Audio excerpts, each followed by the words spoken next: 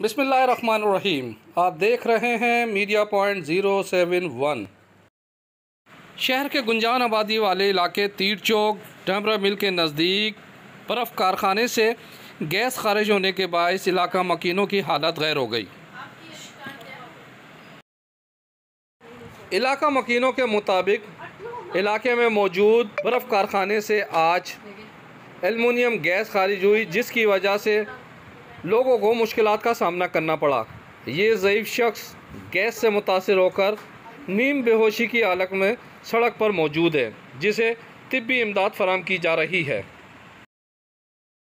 बर्फ़ कारखाने से खारिज होने वाली गैस ने तीर चौक समेत अतराफ के इलाके को भी अपनी लपेट में ले लिया।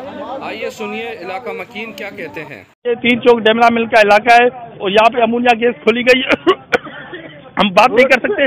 लेडीज और बच्चे बेहोश हो गए। अभी आप देखें, इन्होंने फिर दोबारा खोलिए और यहाँ पे घरों के अंदर लोग लेडीज बेहोश हो गई और कोई यहाँ पे वन पाए और ना कोई पुलिस और ना कोई डीसी ऑफिस से कोई कंट्रोल रूम से कोई ताउन कर रहा है हमारे साथ। हम आला काम से गुजारिश करेंगे, मेहरबानी करके इसके खिलाफ फौरन एक्शन लिया जाए और इस कारखाने को